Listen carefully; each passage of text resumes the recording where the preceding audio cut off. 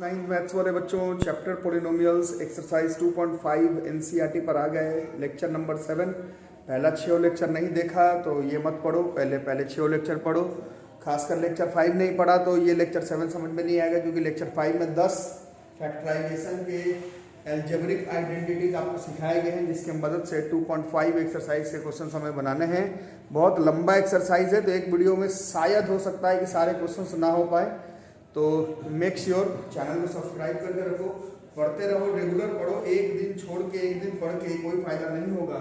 लगातार अगर आप लोग पढ़ते हैं तभी हम लोग घर पर रह करके आराम से कोरोना का चेन तोड़ सकते हैं। घर पर आराम से पढ़ाई होती रहेगी। सिलेबस कहीं से भी, जो बच्चे मेरे साथ जुड़े हुए उनका कहीं से भी लैग सिलेबस नहीं करेगा। एक्सरसाइज 2.5 का क्वेश्चन नंबर 1। जो लोग फालतू बकवास कर रहे हैं, घूम रहे हैं, पढ़ाई नहीं कर रहे हैं, इधर उधर कर रहे हैं, उनका भले नहीं कंप्लीट हो।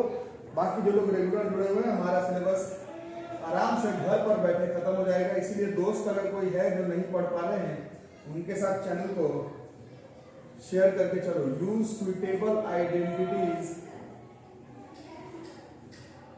To find the following products.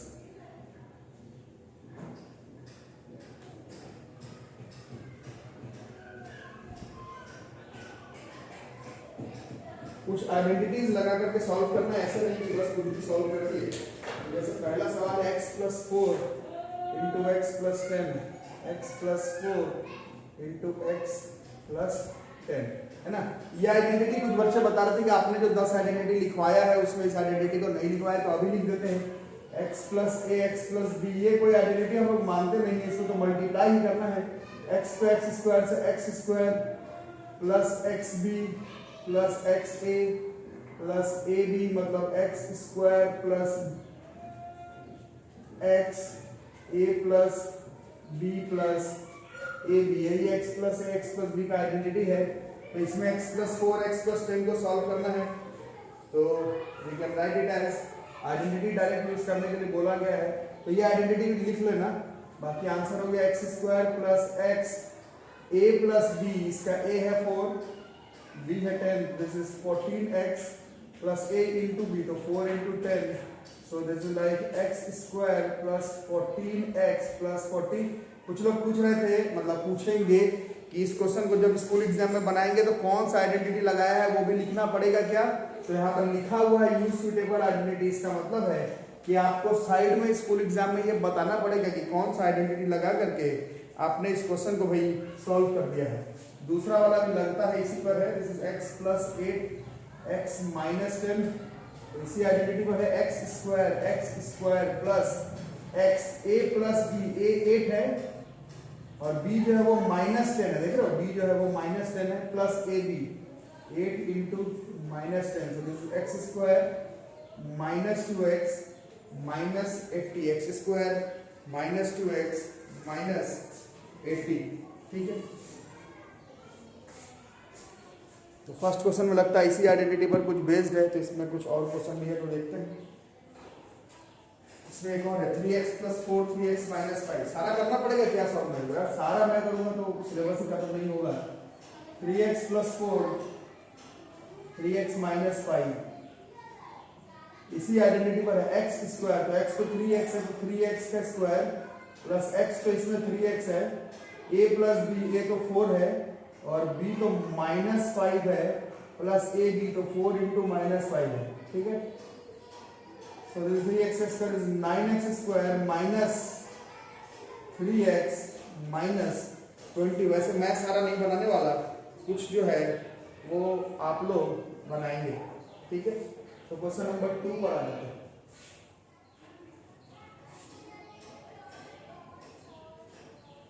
पहला तो सारा एक ही आइडेंटिटी पर चल रहा है, शायद क्वेश्चन 2 भी इसी आइडेंटिटी पर है, देखते हैं। तो जिस आइडेंटिटी को हमने फ्लॉप आइडेंटिटी सोचा कि ये कोई बहुत ज्यादा काम का नहीं है, उस पर दो क्वेश्चन आ रहा है। Evaluate the following product without multiplying directly. इसका 103 × 107 करना है, बट मल्टीप्लाई नहीं करना है, आइडेंटिटी लगाना है। तो इसको हम लोग 100 + 3 100 + 7 लिख सकते हैं।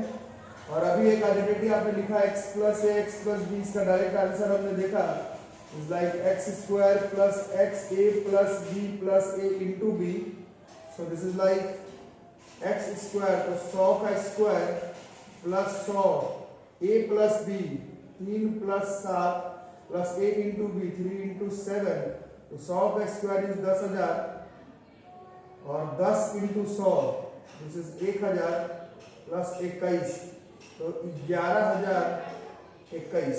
तो मल्टीप्लाई नहीं करना था, आइडेंटिटी लगा करके सॉल्व करना था। तो कुछ खुद से करो, सारा मैं ही करूंगा। इसी का तीसरा नंबर है 104 इंटू 96। तो अब इसमें कौन सा आइडेंटिटी लगा रहे हैं? इसमें 100 प्लस 4 100 माइनस 4। अब इसमें ये लगा रहे x plus a into x minus a, मतलब x plus y into x minus y, famous identity है, world famous, this x square minus y square, उसी पर है। 100 प्लस 4 100 माइनस 4 इज 100 का स्क्वायर माइनस 4 का स्क्वायर, 100 का स्क्वायर इज 10,000 माइनस 16 9,984। बाकी identity side में लिखते रहना कि कौन सा आइडेंटिटी लगा रहे हो, ताकि हम लोग अब क्वेश्चन नंबर 3 की तरफ चले। क्वेश्चन नंबर 3 की तरफ चलते हैं। क्वेश्चन नंबर 3 की तरफ we will move forward. Question number 3 की तरफ देखते हैं। क्वेश्चन नंबर 3 में हमें क्या करना है? इसमें भी फैक्टराइज करना है using suitable identities. Question number 3 में फैक्टराइज करना है, बट आइडेंटिटी लगा करके फैक्टराइज करना है। तो अब 10 आइडेंटिटीज आपको लिखवाया गया था बोर्ड पर, मैं दोबारा 10 आइडेंटिटी लिखूंगा नहीं, 10 आइडेंटिटी याद होना चाहिए। पहला क्वेश्चन इसमें कह रहा है 9x square plus 6xy plus Y square. यह हमें आइडिया होना चाहिए कि कौन सा आइडेंटिटी पर चल रहा है। जिनको आइडिया है इसको देखो, इसको हम लोग ऐसे 3x का square a square plus 2 into 3x into Y plus Y का स्क्वायर के फॉर्म में लिख सकते हैं। अगर ध्यान से देखेंगे तो ये a square plus 2ab plus b का स्क्वायर हो रहा है। इसके लिए a को 3x, तो this is 3x plus y का होल स्क्वायर। ये इसी आइडेंटिटी पर था। आप बोलेंगे आपको कैसे पता चला? तो ये प्रैक्टिस होगा। 3 टर्म है a square plus 2ab plus b square, 10 identity लिखवाया गया है। 3 टर्म वाला a प्लस b का होल स्क्वायर या फिर a माइनस b का होल स्क्वायर ही होता है। तो वहीं से हमें आइडिया लगाना है। इसी में जैसे है 4y square minus 4y plus 1, इसको अगर ध्यान से देखेंगे तो ये 2y का whole square a square minus 2 into 2y into 1 plus b का स्क्वायर, ऐसे लिख सकते हैं। a square minus 2ab plus b square. a समझ रहे हो ना, a इसका 2y हो जा रहा है और b इसका 1 हो जा रहा है। इसका a कितना हो जाता है? इसका a was 3x, b was y।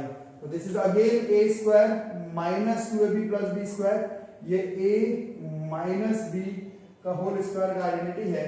इस तरह से क्वेश्चन 3 का उपाय हमें करना, ठीक है। अब क्वेश्चन नंबर 4 की तरफ चलते हैं। मिटा दो, लिखते रहो, बनाते रहो, ट्राई करते हैं कि पूरा 2.5 हो जाए, फिर उसके बाद साइड बुक्स के क्वेश्चंस कल से स्टार्ट करेंगे। क्वेश्चन नंबर 4 में फैक्टराइज नहीं एक्सपेंड करना है। एक्सपेंड, फैक्टराइज नहीं, तो फॉर्मूला लगा के एक्सपेंड करना है। 1 2 3 4 5 क्वेश्चन है और पांचों लगता नहीं है, श्योर ही है, 5 नहीं शायद 6 क्वेश्चन है, 6 है और 6 का 6 एक ही आइडेंटिटी पर है। तो मैं पहले ही आइडेंटिटी लिख दूं ताकि हमें तो दिक्कत नहीं हो। तो हमने पढ़ा था x plus Y plus Z का whole square, this was x square plus Y square plus Z square plus 2xy plus 2yz plus 2xz। ये हमने पढ़ा था। ये 6 क्वेश्चन 4 का इसी पर बेस्ड है। तो कोई एक आध करेंगे, जैसे इसका पहला है x plus 2y plus 4z का होल स्क्वायर, इसको इसी आइडेंटिटी पर रख देंगे।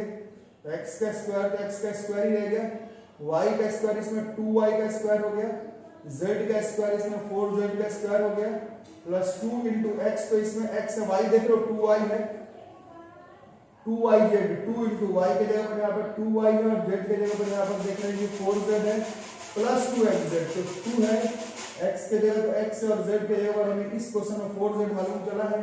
So this is like x square plus 4y square plus 16z square plus 4xy plus 2 to the 4 into 4 16yz plus 8xz। ठीक है, इस तरह से इसमें फैक्टराइज नहीं एक्सपेंड करना है। x square plus 4y square plus 16z square plus 4xy plus 16yz plus 8xz। एक माइनस वाला करते हैं, कोई खास बात नहीं है। 2x minus Y plus Z का होल स्क्वायर, इसी आइडेंटिटी को तोड़ना है। तो x का स्क्वायर, तो x तो इसमें 2x है, इस 2x का स्क्वायर प्लस y इसमें माइनस y है, थोड़ा ध्यान से करना, प्लस माइनस y का स्क्वायर प्लस z का स्क्वायर, z तो z ही है, प्लस 2 इंटू x, तो इसमें 2x है और y देख लो इसमें माइनस y है, तो थोड़ा स्टेप ध्यान से करना, 2y, 2 की जगह 2, y इसमें माइनस y है और z देख रहे हैं कि z ही है, तो ज्यादा कुछ प्रॉब्लम नहीं है, प्लस 2xz, 2 इंटू x इसमें 2x है और z इसमें z ही है, तो ज्यादा कुछ प्रॉब्लम नहीं है। प्लस माइनस में कुछ सोचने वाली बात नहीं, 4x square plus y square plus z square 2 to 4, this is minus 4xy, this is minus 2yz, this is plus 4xz। तो इस तरह से एक्सपेंड करना है। क्वेश्चन 4 में 6 क्वेश्चन है, 6 एक ही तरीके का है, 6 एक ही तरीके का है, 6 जो है वो एक ही तरीके का है, तो इसको बस आपको सॉल्व कर देना है, ठीक है। 5 फिर इसका उल्टा है, क्वेश्चन नंबर 5 इसका उल्टा है, इसमें एक्सपेंड किया, 5 में फैक्टराइज किया, इसमें a plus B plus C का होल स्क्वायर के फॉर्म में था, हमने उसको खोला, 5 वाले में पहले से ही x square plus Y square plus Z square plus 2xy plus 2yz plus 2xz के फॉर्म में होगा, उसको फैक्टराइज कर देना, ठीक है। Question number 5 is a very important question, question number 5 is a very important question, you will try to solve question number 5।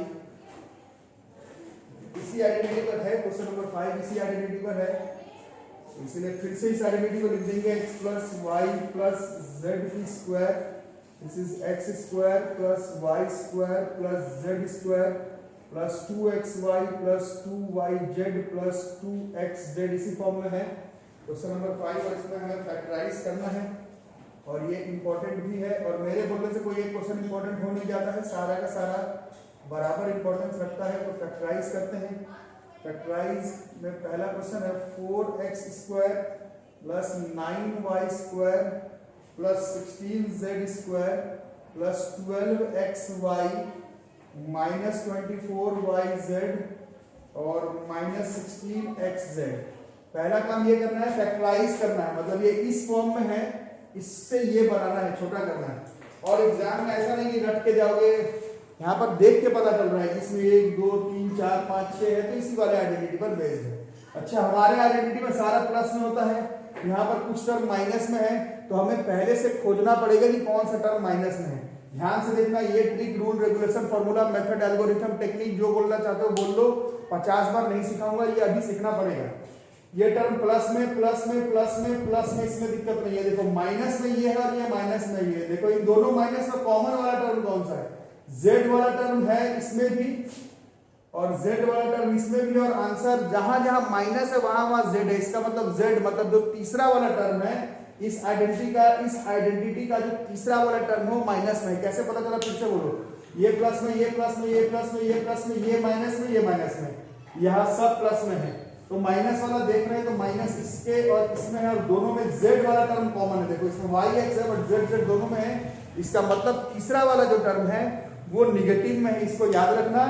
और ये फॉर्मूला देखो, ये x plus Y plus Z का होल स्क्वायर है, तो 4x स्क्वायर किसका square होता है, 2x का। 9y स्क्वायर किसका होता है, 3y का। 16z स्क्वायर कितना होता है, 4z का स्क्वायर। बट हमें मालूम चला है कि तीसरा वाला टर्म निगेटिव में है, तो डायरेक्ट इसको हम लोग ऐसे माइनस 4z का स्क्वायर, यही इस क्वेश्चन का आंसर हो जाएगा। a plus B plus C का whole square, x plus Y plus Z का होल स्क्वायर। पहले देख करके पहचानना होगा कि इसी आइडेंटिटी पर बेस्ड है। अगर पता चल गया तो माइनस वाले को खोज लेना और फिर ये सोचना कि ये इसका स्क्वायर है, ये इसका स्क्वायर है, ये इसका स्क्वायर है, तुम्हारा काम जो है वो बन जाएगा। ठीक है, इसी के तरह का एक और देखते हैं तो थोड़ा सा शायद आपको क्लियर हो जाए। इसी में दूसरा देखो, ये है 2x square plus Y square plus 8z square minus 2√2 xy plus 4√2 yz minus 8xz। बताओ फर्स्ट स्टेप क्या बोला। फर्स्ट स्टेप में आप मेक श्योर करो कि इसी आइडेंटिटी पर बेस्ड है, जो मेरे को तो पता ही है, तुमको टेस्ट देना है तो तुमको समझना पड़ेगा। 6 टर्म है, इसी आइडेंटिटी पर बेस्ड है, पहला चीज। दूसरा, इस आइडेंटिटी पर सारा चीज प्लस में है, हमारे में देखो ये वहां माइनस और ये माइनस, माइनस में दो टर्म है कॉमन। देखो माइनस किसके वजह से हो रहा है, तो x वाला टर्म है और x वाला टर्म, माइनस वाले में दोनों तरफ x वाला है। इसका मतलब क्या हो गया कि इस आइडेंटिटी में x मतलब पहला वाला जो टर्म है वो निगेटिव है। ये समझ में है, फिर से बता दूं, ठीक है? आ रहा समझ में? पहले फॉर्मूला देखना 6 टर्म खुला हुआ हो तो इसी आइडेंटिटी पर बेस्ड है। उसके बाद माइनस कॉमन निकाल के देखो कि माइनस किसमें किसमें आ रहा है। जैसे इसमें माइनस माइनस z कॉमन था, z मतलब तीसरा टर्म माइनस में था। यहां पर देखो माइनस जो है वो x और यहां पर माइनस x, इधर तो z है और इधर तो y है, x कॉमन है। इसका मतलब है इसी आइडेंटिटी पर बेस्ड है और x मतलब पहला वाला टर्म माइनस में। यहां तक पहचान करके अब तुम्हें सिर्फ ये सोचना है कि ये किसका स्क्वायर है, ये किसका स्क्वायर है, ये किसका स्क्वायर है। 2x स्क्वायर किसका स्क्वायर हो सकता है, रूट 2x का, है ना? रूट 2x का स्क्वायर ही 2x स्क्वायर होगा। बट हमने अभी पता लगाया कि पहला वाला टर्म निगेटिव है, इसका मतलब है ये माइनस रूट 2x है। y किसका स्क्वायर है, तो y का ही होगा।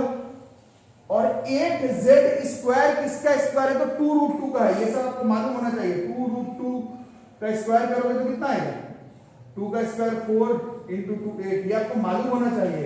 ये 8z स्क्वायर किसका स्क्वायर है, तो 2 रूट 2z का है। दिस इज 2 रूट 2z का स्क्वायर। इस तरह से इस क्वेश्चन का आंसर हो जाएगा। आंसर देखने में लगता है कि एक ही लाइन में आ जा रहा है, कितना आसान है, बट ये जितना आसान लग रहा है उतना आसान नहीं है। इस पर अगर आप फोकस नहीं कर पाएंगे तो ये सब गड़बड़ हो जाएगा। तो इसको नोट करो जल्दी से, इसको नोट करो। एक दो क्वेश्चन इस पे और करते हैं ना, कुछ एग्जांपल से भी, नहीं तो दिक्कत हो जाएगी। लिखते रहो।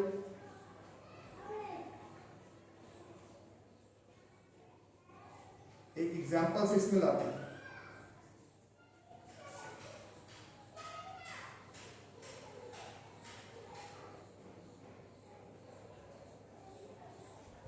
तो इसमें एक एग्जांपल आपके मदद के लिए है एनसीईआरटी का। ये दोनों तो एक्सरसाइज का है और एक एग्जांपल से क्वेश्चन पढ़ लेते हैं और खुद से बताना, थोड़ा फैक्टराइज खुद से थोड़ा ट्राई करो। इस बार है 4x का square plus y square plus z square minus 4xy minus 2yz plus 4xz। ठीक है, पहला स्टेप आप लोग बताइए, फर्स्ट स्टेप क्या है? फर्स्ट स्टेप ये है कि इसमें 6 टर्म है। 6 टर्म होने का मतलब 6 टर्म होने का मतलब 6 टर्म होने का मतलब आप लोग बताइए। 6 टर्म होने का मतलब इसी आइडेंटिटी पर बेस्ड है। इसके बाद क्या करने के लिए बोला जाता है आपको, यहां तक अगर पकड़ लिए तो इसके बाद क्या करने के लिए बोला जाता है, यहां तक अगर पकड़ लिए तो इसके बाद आपको सिखाया जाता है कि माइनस वाला टर्म देखो कहां पर है। अगर सारा प्लस में तो एक नंबर है, कोई प्रॉब्लम ही नहीं है, बट सब क्वेश्चन में से माइनस वाला रहेगा ही आपसे। ये देखो माइनस और ये माइनस।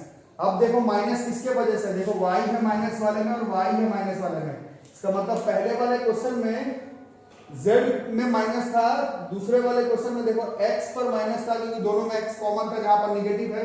इसमें जहां पर निगेटिव है वहां y कॉमन है। इसका मतलब इसमें सेकंड वाला टर्म निगेटिव है। इसको अपने भेजा में फिट करके रखना। यहां तक आने के बाद अब तुमको सिर्फ ये बताना है कि कौन किसका स्क्वायर है। 4x स्क्वायर किसका स्क्वायर है, तो 2x का। y किसका है, y का ही है, बट हमने अपने भेजे में फिट किया है कि दूसरा वाला टर्म मतलब y वाला टर्म निगेटिव है।